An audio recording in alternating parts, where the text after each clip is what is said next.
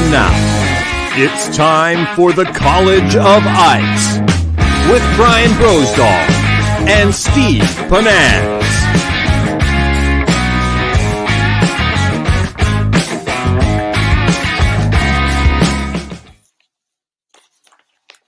Hey guys, welcome. Happy Sunday night. Welcome to College of Ice. Really appreciate the chance to come into your homes tonight and talk a little bit of ice fishing. I think it's going to be kind of fun.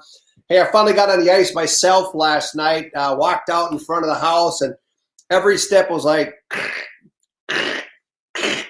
so I cut a couple holes. I had a solid 2 3/4 inches of ice. So I turned around and I went back to shore and played it safe. Good news, I never went over my knee. So if I went through, that's awesome. Hey, Alex and everybody that's already on board, Taylor, thanks for tuning in, guys. We're really excited about it. Hey, I wanted to share, as many know, Ron Linder passed away last Monday. He's going to be laid to rest tomorrow. There's going to be a service at the Halverson Taylor Life Celebration Center in Brainerd.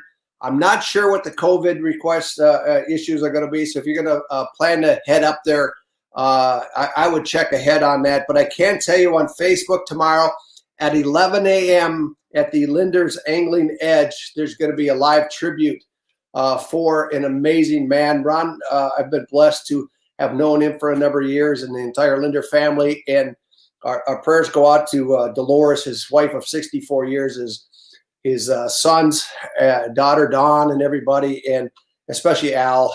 They've been connected to the hip for so many years.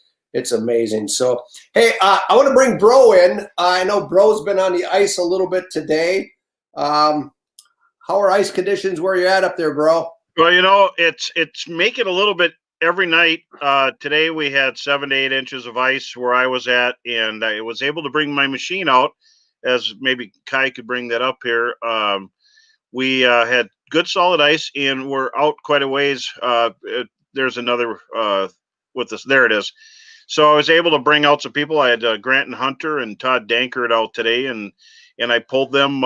We kept our distances. I pulled them all on 4 different houses, long ropes and tow hitches, and we're able to get out there. But fishing was fair. The pike were super active and walleyes, but you got to know where you're going. And we were on shallow water, and so everybody be careful when you go out there. It's amazing. Now, I think I told you about it, that the ice at my home lake and around the cities isn't that good yet. We've got it ice covered for the most part, but I'm driving in tonight and I look out in the lake and here's a guy ice fishing out of a canoe. and the weird thing is I know him. So I get on the phone and I call him up. I said, hey, what are you doing? And he said, well, I've got a solid 1.5 inches out here, so I wanted to get out here safe. I said, well, how did you get the canoe out there? He says, I just run it like a skateboard. He goes, I keep 1 foot in the canoe and I put my spikes and I push myself across the ice. He goes, it's amazing how fast you can go doing this. And I said, well, have you caught anything tonight? He goes, not yet. But I'm like, well, dude, I hope you got your life jacket on and stay safe. It's incredible. So it's amazing. Hey, I know you've got a segment coming up here pretty quickly about one of the biggest advancements in fishing in our lifetime, and that's mapping. And talk to me a little bit about how you use mapping on a day-to-day basis when you're fishing, or especially when you're guiding. Well, you know, maps right now, if you're new to fishing or ice fishing, maps are available, but they weren't always available. And so bringing on maps gives you a bird's eye view of what you're on. You can see the structure. It's like an open book. And when I first started out, we had to drill holes and kind of sketch stuff out. Now that doesn't happen. But there's still a lot of lakes that haven't been mapped. I actually had a chance, and I know Jay, we go back a long ways. I had to use a Lake Master map before it came out, a year before it came out, of Lake Winnipegosh. Amazing to see what it really looked like. It was an eye opener. And yes, there is fish on every spot that you'd want to go to. But fast forwarding to now, you can make your own maps if there's no map of a lake. And there's a lot of that in every state and even in Canada. You know, in the early days, mapping made it nice. If you wanted to go out, say, I'll pick on Mille Lacs for a minute. If you want to get out to 8 or 9 mile it was much easier than trying to run across and run your compass and do your other things. But now, I mean, mapping is much more than just finding your locations. I think it's actually a better thing to give you a bird's eye view and understand what you're fishing and how you're fishing. So that's kind of cool. So we're going to get into that deep in your first segment today. We got a special guest coming in, which is awesome. Hey, we need to congratulate somebody here. Lynette Warren, the big winner of the Congratulations, pack. Lynette. Yeah. Lynette came into was tuning in all the way from Anchorage last week. Wow. And according to her, I think they got fishable ice up there right now. So we'll see what happens. Ice, you said, I think 16 inches. Is that right? Yeah. So she wins this great Frabill prize pack right now, including this fancy College of Ice mug that right now is loaded up for a long, cold night tonight, which is awesome. So, bro, give us a reminder on somebody was out on airboats yesterday. That's insane. Hey, if you want to win tonight, talk to us a little bit about how can you win tonight with that prize pack? Like and share the show or ask a question during the show, and you're in to win. That's awesome. And continue to share your ice, your locations, everybody. And just give us ice conditions in your area. We're not looking to give away your hot spots, but if you got fishable ice, it would be awesome. Hey, bro, we had some news out of Red Lake today. I know it's been a huge, very, very popular fishery. There's with traffic jams and everything, but there was some changes today. There were people that they weren't letting out. Yeah, Red Lake, they actually closed it down and weren't letting anybody out there because there were so many people and they were worried about COVID. The sheriff's department's, hey, Nate, stopped it. And there was so many trucks and fish houses and trailers with ATVs. They actually blocked traffic in a lot of the small towns from Black Duck to Washkish, Kellier. It's pretty amazing. And a lot of people are bringing their fish house and leaving it on shore as a base camp. And but it's pretty amazing when they have to shut down a 50,000 acre part of the lake because there's so many people on it. That's pretty amazing.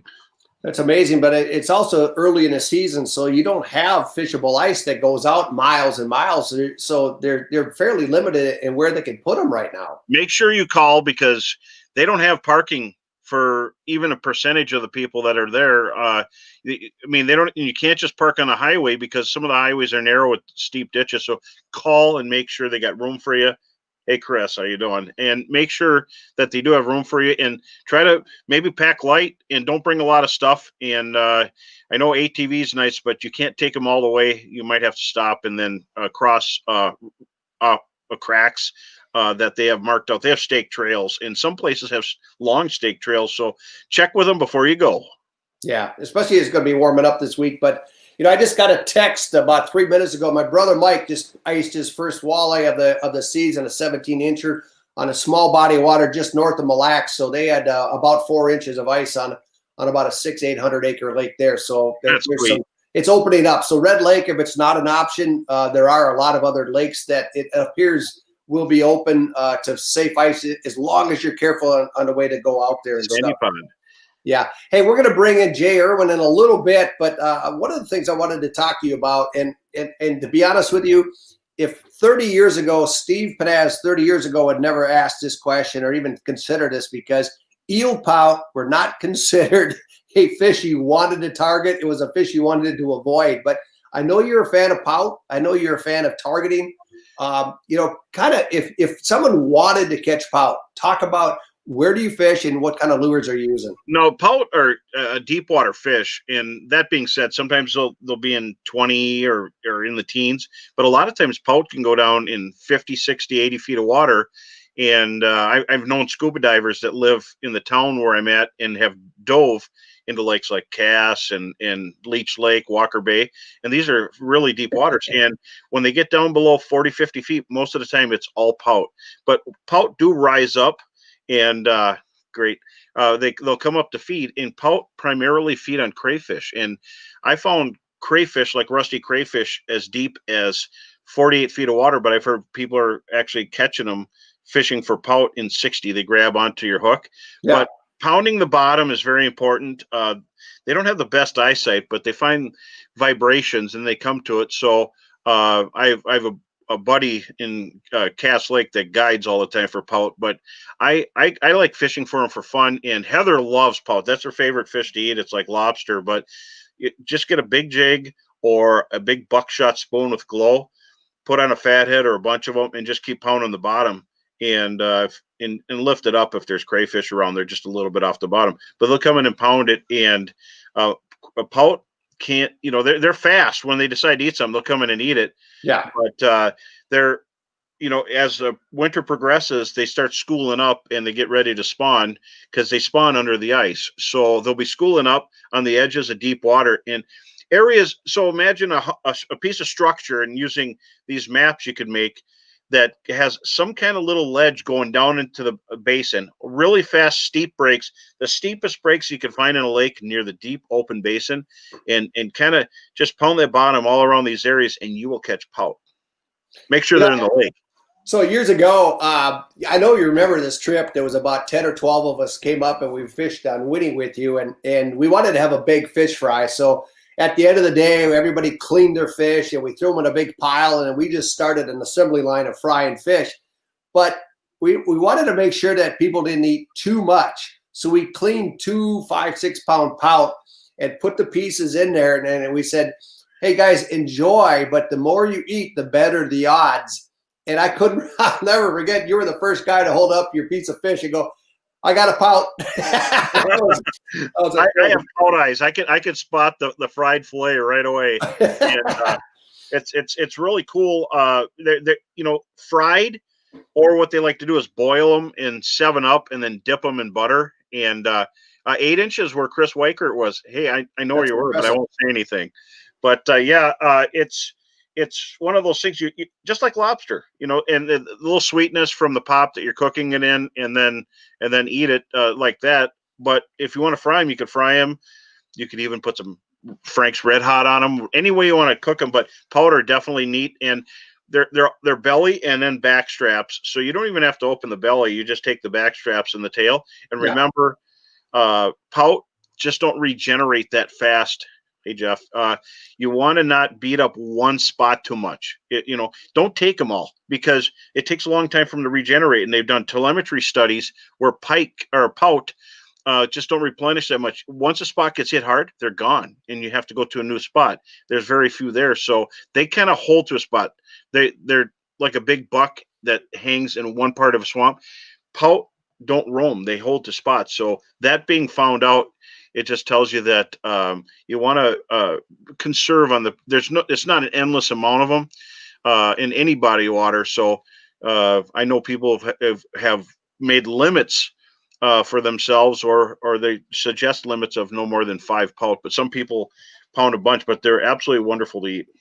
So I was in a tournament on Gull Lake one year for open water, and the phone rings. It's my wife, and Karen says, "Are the fish biting?" And then she had a question. So I'm on the phone, and me and my tournament partner, Dale's in the back of the boat, and all of a sudden he goes, I got a fish, and I looked down at the sonar, we're like 55 feet of water, and he caught a neopout, and so we brought it in as the ugly fish to bring it in, and Al Linder come up to me, he says, where the heck did you catch that thing? I says, I don't even want to tell you, we shouldn't have been there.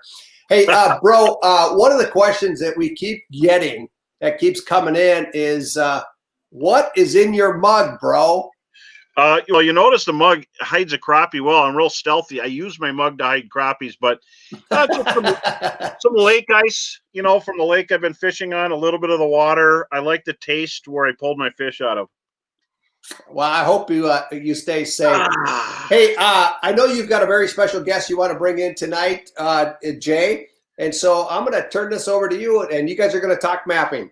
All right. Welcome, Jay. Hey, how you doing, bro? How are you doing, man? I'm doing good. Thanks for having me.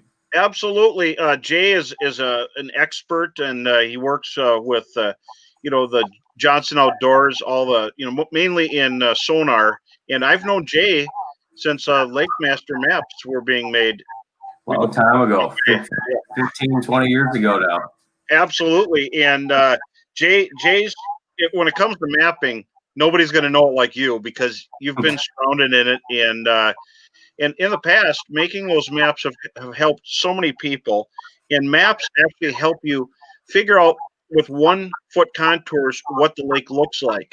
And you could find spots on the map, but you could also use the map to find lake areas that are like that. But Jay, let's talk about mapping on the ice. That's a new frontier. And why don't we go into take us in on that? Sure. So, I mean, it's interesting. Over the years, when I started at Lake Master, we had like 60 HD maps at the time. So the business had been started. They kicked it off. We had 60 HD maps in Minnesota and Wisconsin. And today, I just checked recently here, but there's over 750 HD lakes. So those are high definition lakes that we've surveyed ourselves, super accurate maps in Minnesota alone. We've got hundreds in Wisconsin. Across the ice belt, we probably have in the thousands. And everybody saw the benefit of all of those maps in open water. But the interesting part about ice fishing is you can't drive around in a boat and use your sonar to figure out where structure is, right? We have to drill individual holes over and over and over to find what the depth is and then make a mental map of what's under the water. So where it really shines is definitely ice fishing. Using those maps and some of the new sonar that we have today with Humminbird.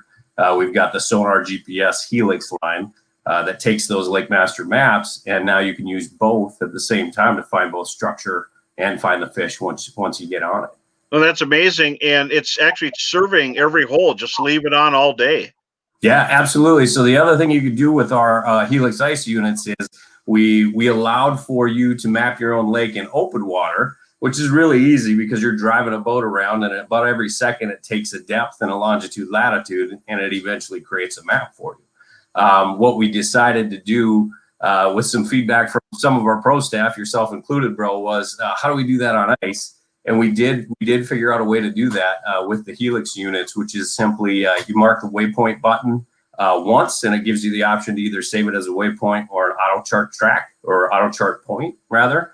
So that's the depth point. And if you do more than 3 or 4 of those points in a given area, you start to generate a map essentially. If you press it twice, it's a quick key just to automatically map your hole. It's really easy to do.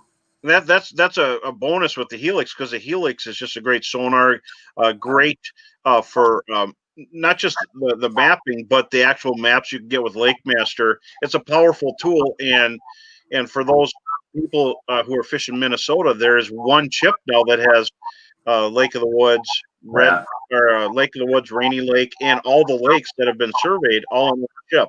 And absolutely, yeah. Version 9 Minnesota came out this year, and it's got everything you want now in it. And with these maps, you can highlight colors so you can see, deep blues to show deep lakes. You can use it, and then red for shallow.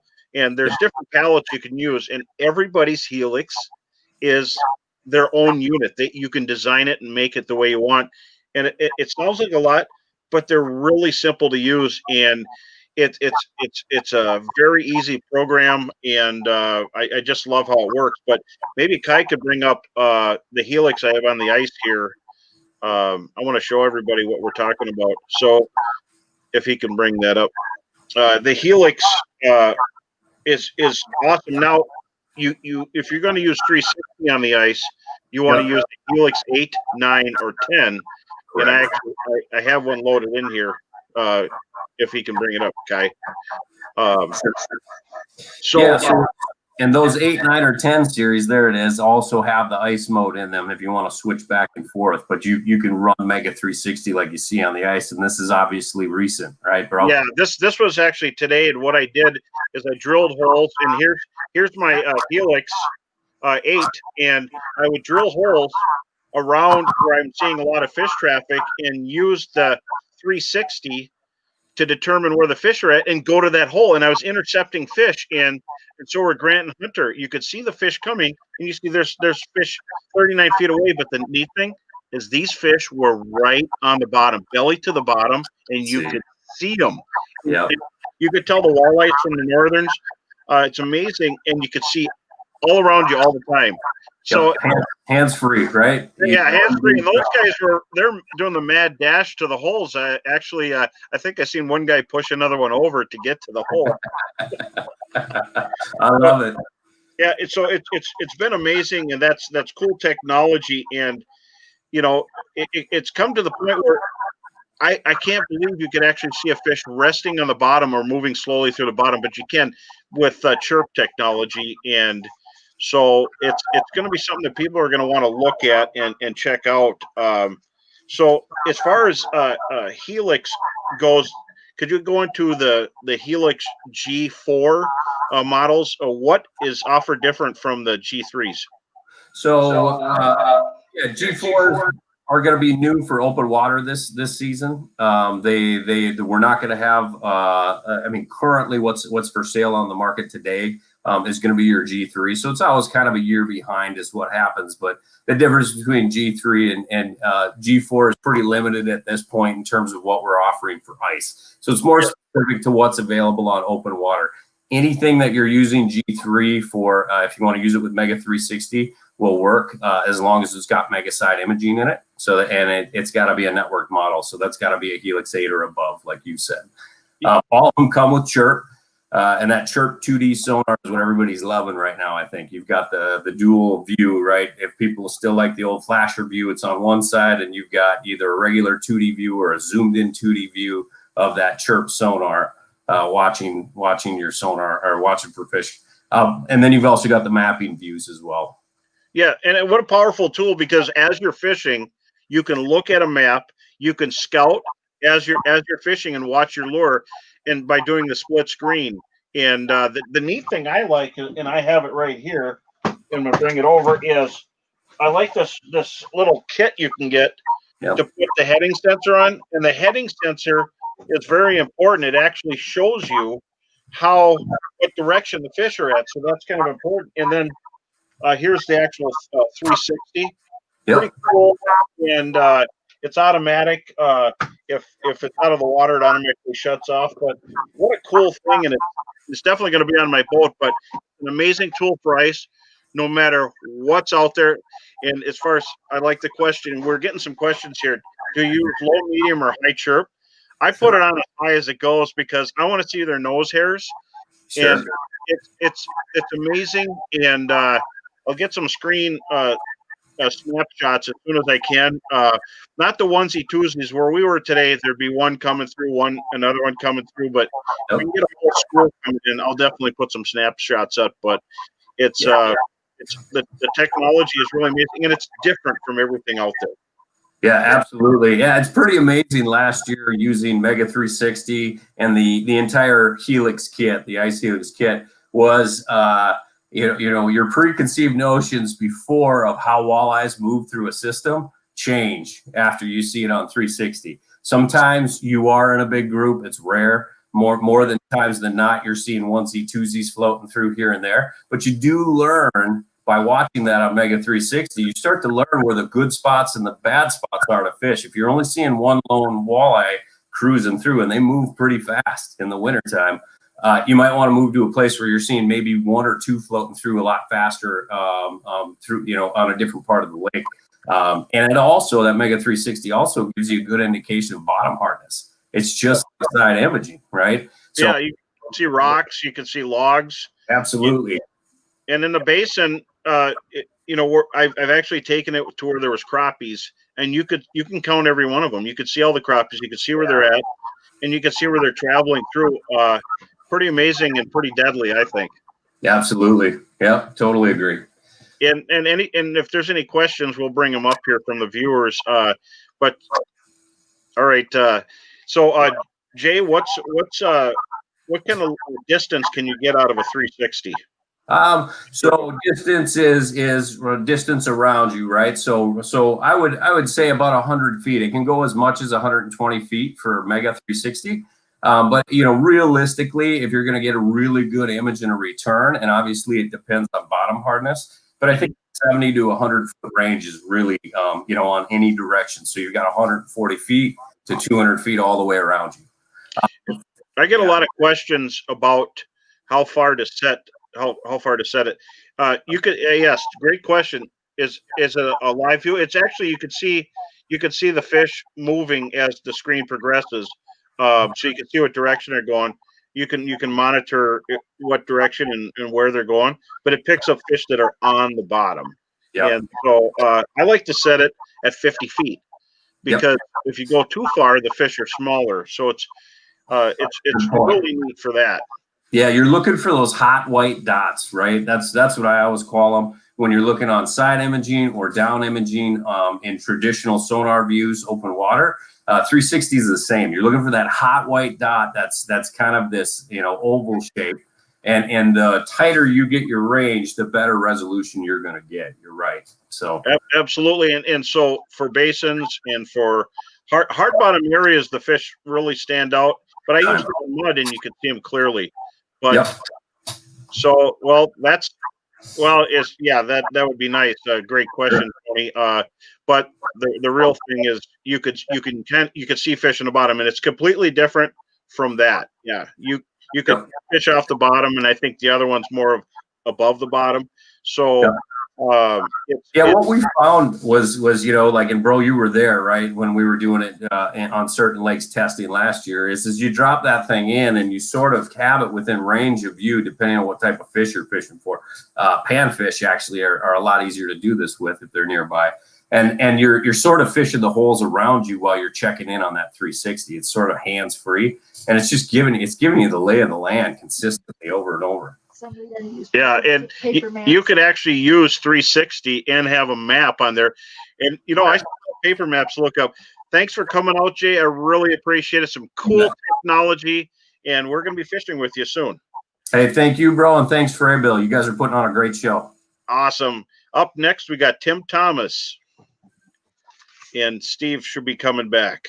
Hey, Tim, how are you? Hey, guys, how's it going? How's it going, Tim?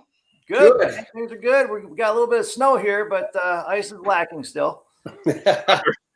I like this. Hey, Tim, bro and I were talking about New York ahead of the show tonight. Actually, wanted to just mention that I've had a chance to fish, or bro, you've had a chance to fish New York, and I think that a lot of people west of the Mississippi or Wisconsin, Michigan always think of New York as more New York City, but you guys have some unbelievable fisheries, and I really want to cover those a little bit with you in a second. But I did want to mention that you've been running a tournament circuit for a number of years for ice anglers.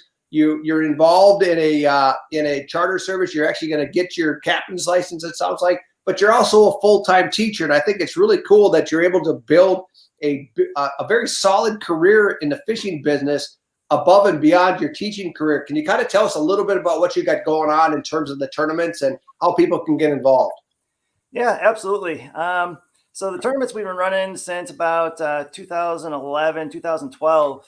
We started it out as running small events across the state. And we would just pick a waterway, and they were just 1 or 2 day type shootout events. And then as those grew, and we really didn't get a huge following like we thought we were going to initially. And we decided to take it to the next step and developed it into a statewide event. It's a true New York State event that covers all waterways in the state. And over the years, developed a network of weigh-in stations utilizing all of the tackle shops on all the different waterways. And at one point, we had, I think, 91 or 92 tackle shops that we were working with. All as weigh-in stations. So no matter where you were fishing in the state, there were stations all around you could bring your fish into. But of course, those were catch and keep events. And that's been one of the major concerns over the years is, for an event of that magnitude, in order to keep it legit and, keep the cheating and that sort of thing at bay, we required all the larger fish to be kept and brought to the award ceremony to be verified, because they were being caught again across the entire state.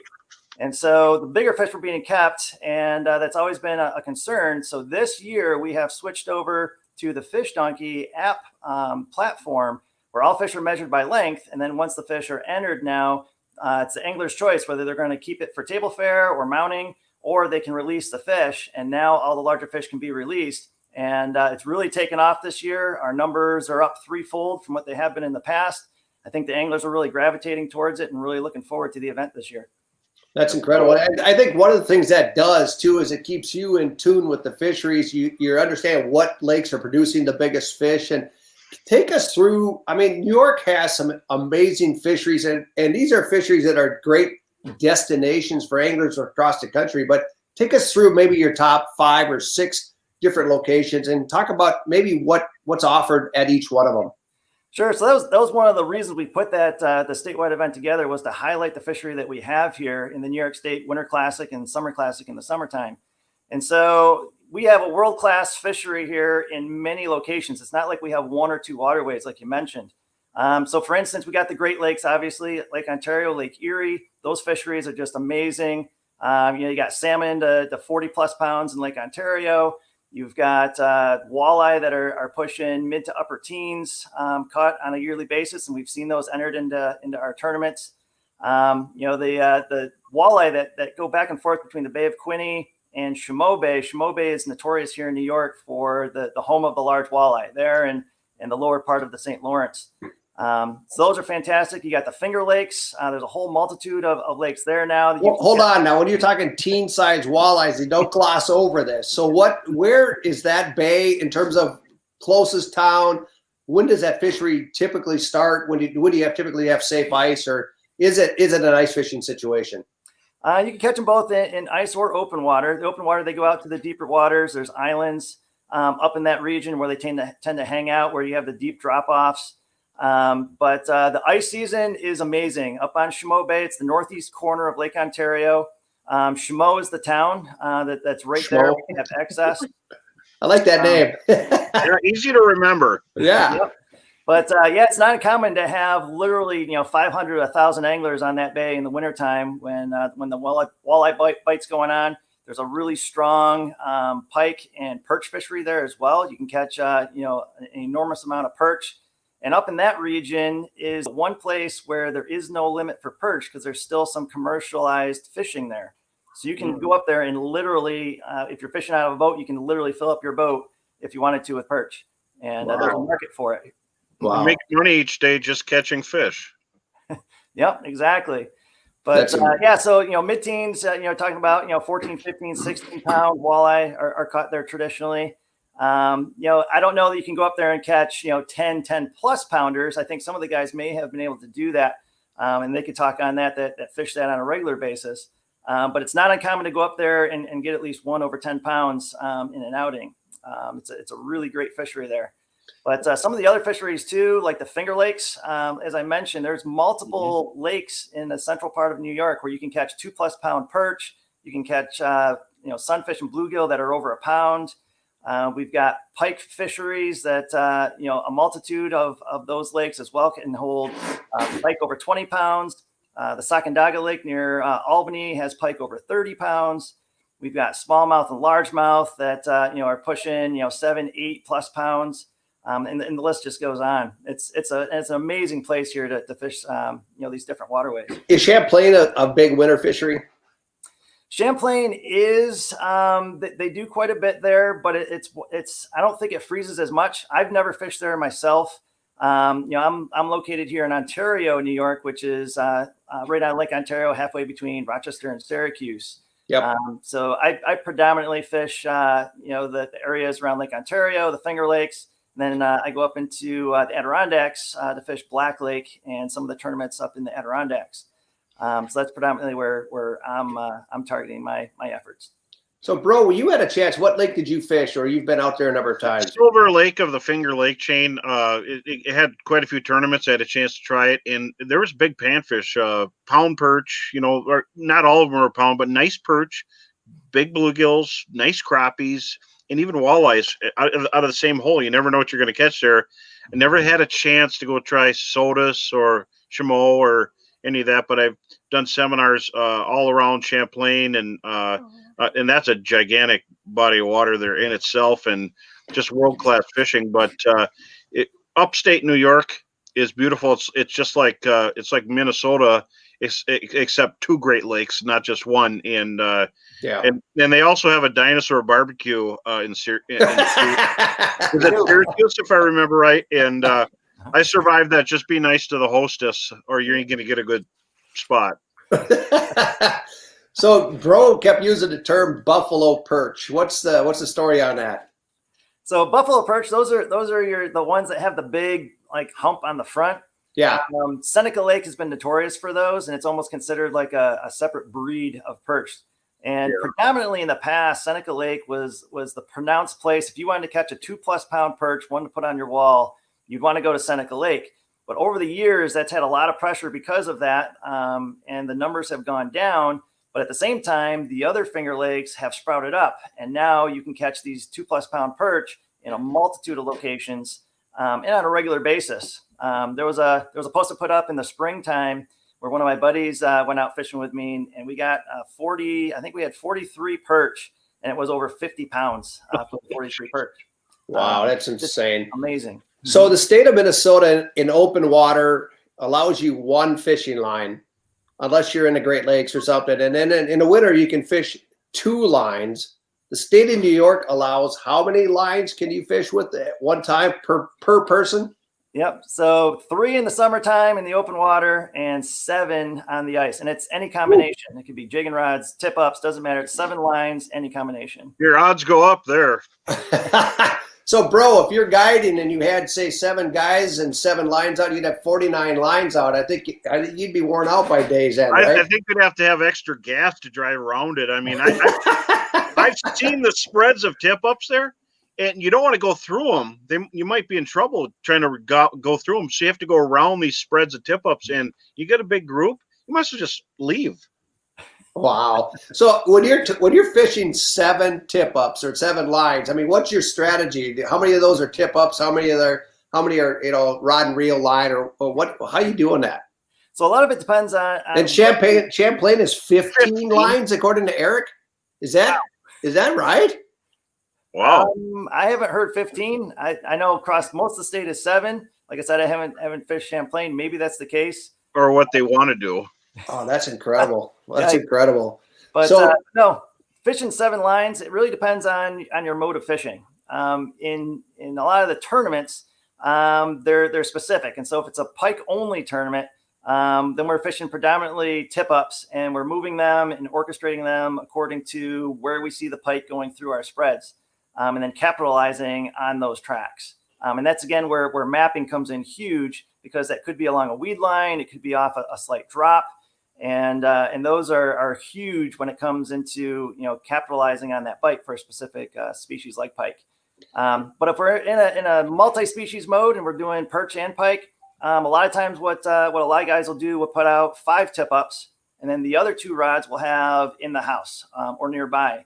And so here in New York, another thing we can do is we can use the automatic fisherman units, that automatically spring and hook your fish. Yep. And so a lot of times we'll set those up near our ice huts, and then the tip-ups will be further out in our spreads. And sometimes when I'm running a spread, it might be a quarter to sometimes a half mile out. You can go that far with 1 or 2 other people. What is the legal distance in New York? That far, we use binoculars to see them. Wow. Yeah, and so we also use the signaling devices. If you're familiar with them, the deep freeze units. Yeah. And so they'll signal to the phone when a flag goes off when they're out that far. We use the extenders and we're 80 feet. we use the lights so we can. So I get this right. Your tip-up is calling you on the phone and say you have a bite from a half a mile away. from a half a mile away. Right. Bro, I don't know. Sometimes we use the 4-wheelers to go and make a run around just to make sure there isn't any flag up that we didn't see. But the other thing here that's interesting in New York is we get a lot of the lake effect snow. And so it's one thing that a lot of other waterways and a lot of places in the state don't deal with. And sometimes we might be fishing in 3-4 feet of snow on top of the ice. And so I never thought of that. Yeah, like these are great if you have no snow conditions, right? Because the flagging is very high and they cover the hole, keep from freezing. But if you've got 3 feet of ice, this can go off all day. And unless you have a signal on it, you're never going to know that this thing is up because you can't even see it from 10 feet away. So what do you do? And so that's another thing that we do is we use high flying, the really, really big ones. The biggest, the flag, are up 3, 4, 5 feet sometimes when they go off. Wow. So it's an alteration that we make with some of our trip ups. So talk to us actually a little bit more about the perch tactics that you guys are fishing. Mostly, what are some of your hot baits? How deep are you finding the fish in most of your lakes? And what are some of the lures and things that you're fishing with? Yep. So a lot of times we use live bait here. We use fat heads predominantly, just on a simple drop shot type rig. Yep. We use those on automatic rods. That helps out a lot, especially if we're in a perch tournament. We'll have those all set up around the hut. And as a school comes through, they all pop and you pull them all off as fast as you can, reset them as fast as you can to capitalize that. Inside the hut, though, we use just simple jigs. I love this new box, by the way. The small 3500 edge box. Yeah. It's going to be fantastic for the ice. Yeah. Got it all set up, and these little carriers are going to be awesome for hot swapping between the open water and the ice. You can put them right in here. But some of the jigs that we use, real simple, and probably one of the most used jigs here is the Swedish pimple. I don't know if you guys are familiar. Swedish pimple. Oh yeah, very familiar. Out of Michigan. Little silver jig. Yep. Single hook on the bottom. A lot of guys use those. What are you tipping them with? We also use a lot of usually either after you get some perch, you can use some perch eyes. We freeze those. We actually pop them out during the summertime when we catch them out of the boats. We'll freeze those eyes and then use them in the wintertime. Fantastic bait. They stay on a lot better than minnows, but sometimes they just want those fat heads. You got to tip it with the fat heads, either just the head, sometimes half of a minnow, sometimes the whole minnow. You got to find out what they want. A lot of times those bigger ones want that whole minnow, and sometimes we just lay it right on the ground, pound the bottom a little bit, and then just let it sit there. And the big ones will come in and look at it, and then they'll suck the whole thing up, including dirt and everything, and then spit the dirt out as you're hooking them. So I want to clarify. So when you're fishing those tip down, are you putting the sinker below the bait, or are you putting it? You are, okay, which is good. It keeps the line nice and tight. So you have both northern pike and pickerel in the state. I mean, are people targeting pickerel on purpose in the winter or even during the summer? Or, kind of talk to me about that. So pickerel are more of a nuisance species. A lot of times they're in the same waterways as the walleye, and so we catch a lot of them when we're walleye fishing. And we do catch a lot of them while we're pike fishing as well. And there really isn't any tournament play for pickerel for the most part. We have them in the Winter Classic just because they're so prevalent and everyone catches them anyway. How big do they run? So here they can get up to anywhere from 6, 7, 8 pounds. 8 pound is probably the upper side of the pickerel, but decent size. And then pike, I mean, what's your average size pike that you're getting? So average for us, I fish Sodas predominantly. Sodas Bay is my home waters, and anything in the 8 to 12 pound range is typically common. You get anything over 12 pounds, that's a pretty good catch. The largest one I've seen caught on Sodas was 19 pounds. The largest one I've caught personally was my brother-in-law. Actually, he was out with me. We were running an event on Honeoye Lake, which is one of the Finger Lakes, and he wound up catching one that was just shy of 21 pounds. So that was out of the Finger Lakes. But the Great Sacandaga Lake, they've got ones over 30. And the pictures are impressive. I haven't seen one yet over 30, but I'm definitely looking to try to add that to my. Lots of water out there.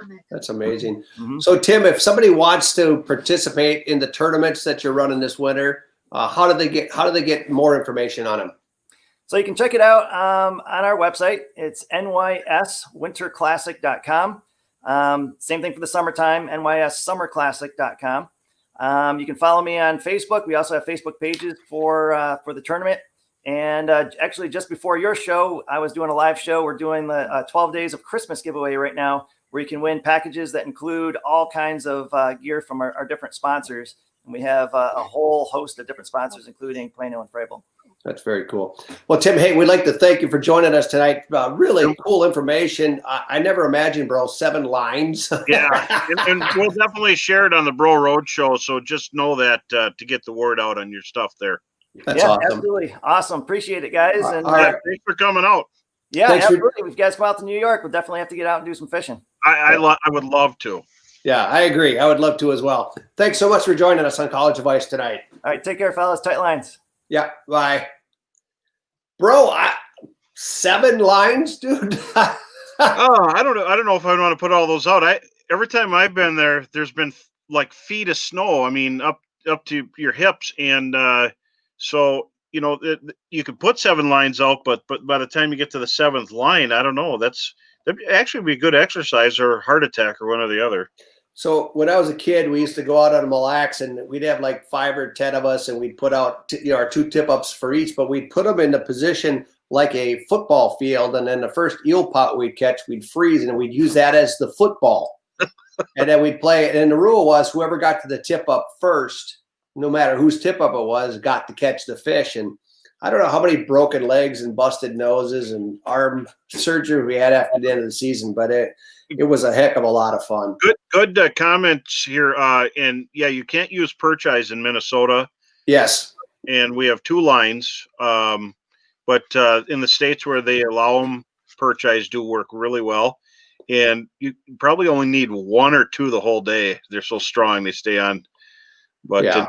In Dakotas, I think in North Dakota, you can use them. I'm not sure about South Dakota, but it's a piece of protein, and the fish do like it. Yeah.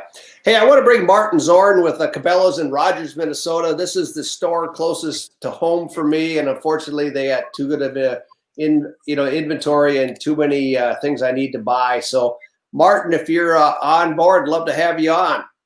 I've spent many Thanks for having me days on tonight, guys. How are you doing? Martin, welcome. Welcome. Thanks. How are you guys doing this evening? Doing real well. We're doing really well. Hey, ice fishing's picked up across the state of Minnesota. What are you hearing from your customers in terms of, some of the hot bites and locations that they've been fishing? So as of late, it seems like Red Lake's been the hot one, as everybody knows. Pretty much when they come in and buy their jigs, I can tell they're going to Red right away by the color they're buying. What are the color are they buying? Pink and red. Pink and red. Yep, it seems to be the hot bite. Last weekend seemed a little slow for most.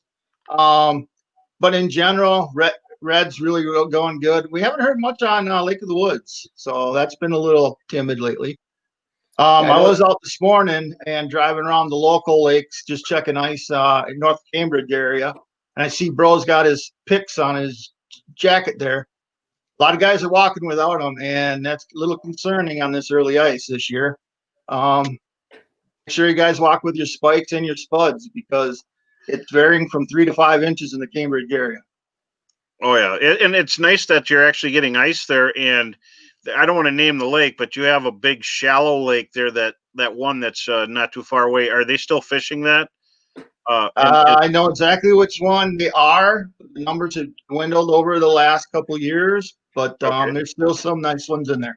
And that's what we're looking at, is some shallower waters are going to have more ice. The age of ice is much older on lakes that are shallow. Age of ice meaning thickness. And so, there are some waters around, even in your area and a little bit north, that are much shallower than others that have fish to offer. Yep. So Martin, you've been out fishing yourself this year? I have not as of yet. Just trying to keep folks loaded up with their ice equipment at this point. I figure about another week I'll start heading out and get my boots on. That's awesome. A busy place. If not that, your location is the busiest store of all the stores in the whole company, isn't it? Yes, sir. You're correct on that. Being right there off of 94, 101, that interchange area, we go through many electronics in one season. The Humminbird Helix 5s and 7s, they're coming in at a good clip, and they're going out just about as fast. But I've seen a whole pallet there literally get brought out and was gone in like 10 minutes as soon as everything was opened up, and it's pretty amazing. Yeah, certain buys and the products sometimes sell themselves. And the staff that you have there are second to none. They're so friendly, great. They know their products, they know their electronics, they know everything. You got a great staff, and it's always a joy to be there and be a guest at the store and work with them. Hey, Martin. Yeah, everybody's pretty well diverse in anything from reels to rods to the electronics. If one guy doesn't, we see to it somebody in the store does. That way we can at least cover all of our base on that. So, Martin, you got the Ice Expo starting December 10th. Can you tell everybody a little bit about the Ice Expo? So we're going to be running the expo from the 10th to the 24th of December. We're going to have the bro hubs, like for $100 off. The Ice Hunters are new for this year, the sidestep. They'll be $50 off. Northland Tackle will be 20% off. There's going to be the AquaView exclusive for Bass Pro, the AquaView camera, the little 4.3 inch. It'll be $179 if I remember right. Yeah, plenty of those in stock. Those are perfect for just pop and hold a hole, see what's below you. We do have plenty in stock of the Minnesota Lake chips that came out this year, the 9.0. Very, very, very good chip. That's incredible. Several houses are on sale, that kind of thing. But yeah, It's going to go from the 10th to the 24th. And I saw you guys have a sales on just about everything in the store, running out to 60% for Christmas. So that's awesome. So yeah, certain items, yes, sir. Yeah, that's awesome. Well, Martin, hey, thank you for joining us tonight on College Advice. We really appreciate you stopping by. And anytime, guys. Enjoyed it. I'm sure I'll see you in the store in the next few weeks. I got to get up and get something. I know I'm going to need something. Good to see you. We'll get you filled up. Awesome. Thank you. Thanks, Martin Zorn, everybody, guys. with Cabela's and Rogers. Great to see you. Hey, bro, we still haven't given away that College of Ice Frabill prize pack yet. So could you guys, everybody, keep the comments coming through and share and great like comments tonight. The program going through. Yeah. So, hey, bro, one of the things that we didn't cover last week because we ran out of time was just some of the hot new products that are out there. And there's a cool combo from Frabill that's on sale at Frabill.com for just $24.95. And that's the Arctic Fire. What a great combo. Yeah. And, a lot of anglers really are thinking that graphite is the best material for building rods. But I tell you what, these are actually made out of fiberglass blanks, and fiberglass is underrated in a lot of ways. Absolutely. Now, there's a renaissance in fiberglass. Even high-end rods are fiberglass now, and fiberglass can take more abuse. They can take more bend, and they're just great for running and gunning. A high modulus graphite is great, out of the case. And I trust me, I like the Bro series, and I like the Ice Hunter series, and some of the stuff that has that.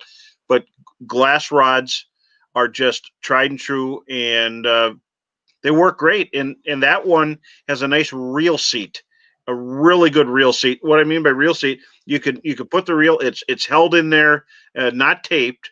As a reel seat, and the eyelets are placed nice. Has great backbone. You can't beat it.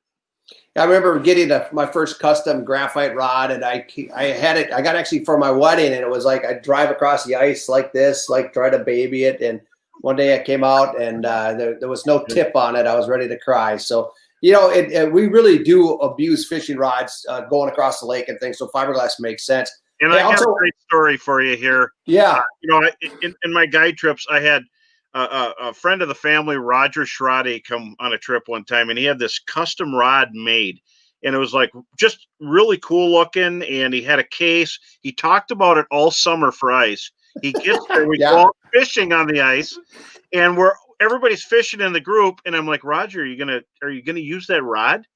And he's like, oh heck no, I'm not bringing that out.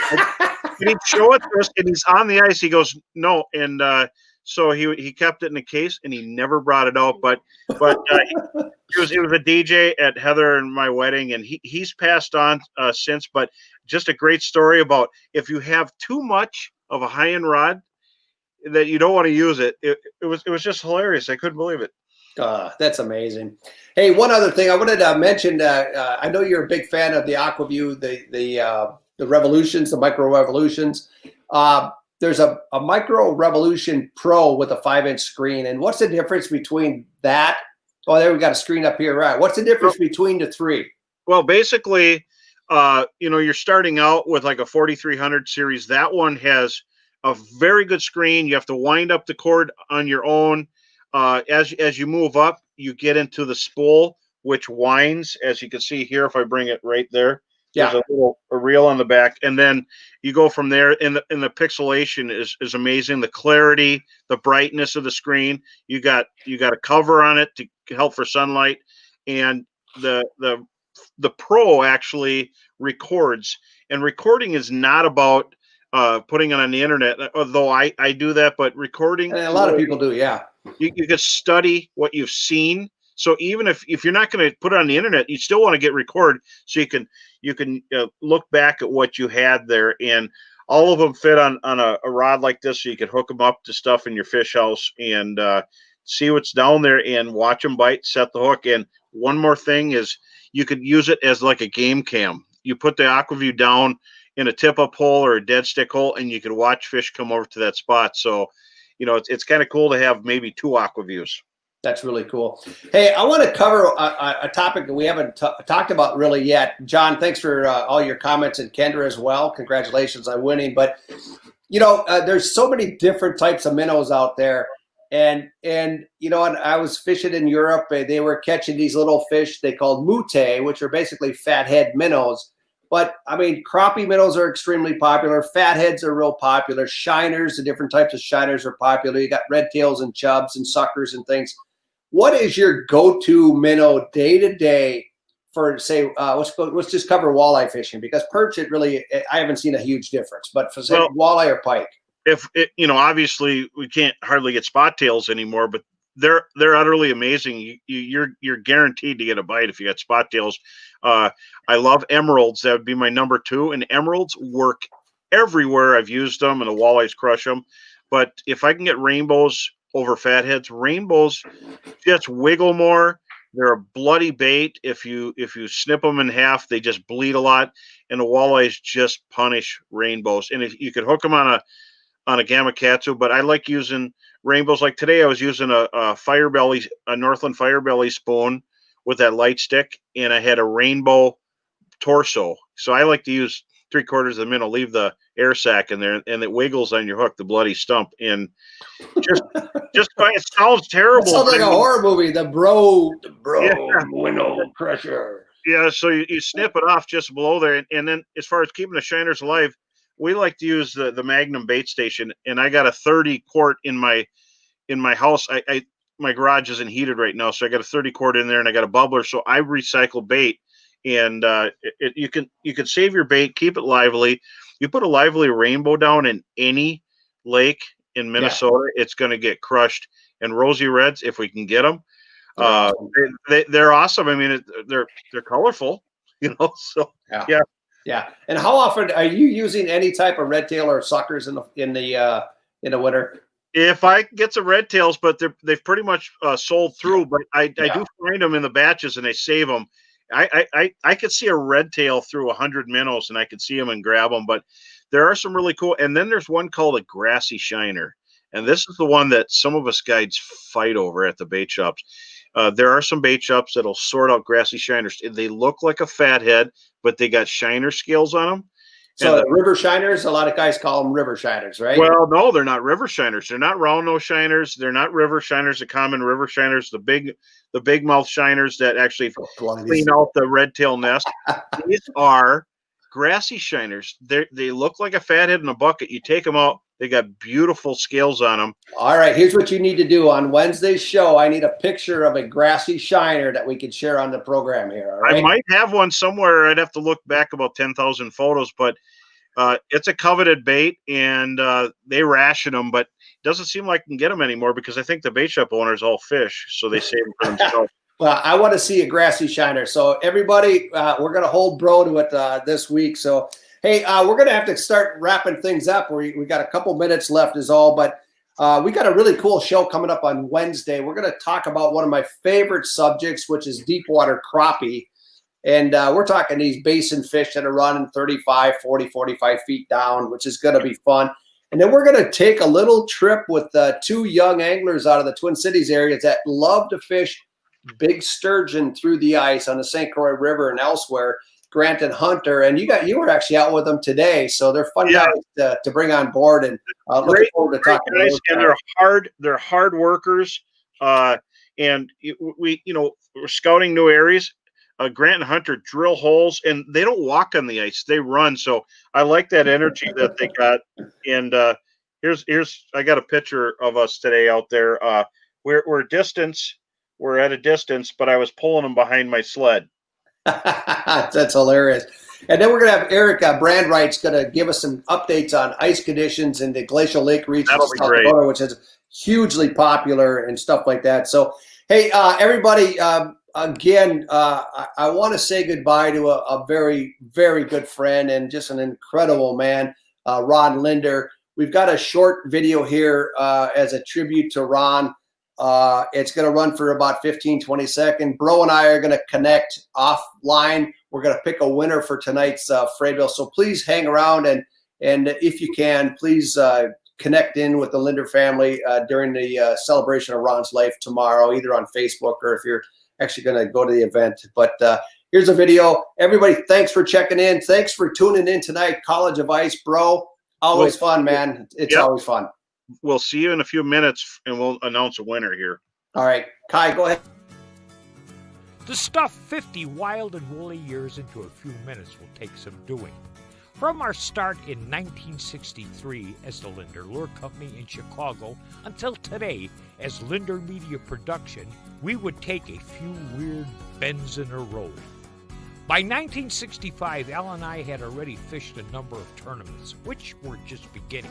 We're also selling lures, giving seminars in stores, legion clubs, and sports shows.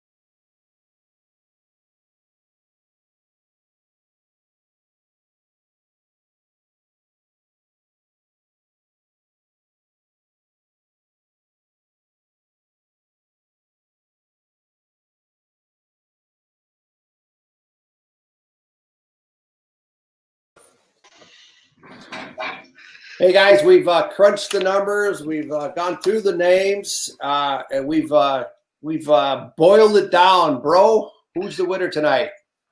Congratulations, Kylie Campbell. You've just won the Frabill prize package. Congratulations. Or Kyle. I can tell you right now that the mug, you'll probably get offers on the mug before it arrives on your front door because there's been a ton of people. But hey, bro, on behalf of Kai, our producer, and yourself and myself, thank you everybody for joining us tonight. Have a great evening, and we'll catch everybody up on Wednesday when bro brings us a photo of a grassy shiner. Be Bye, safe guys. on the ice. Good night.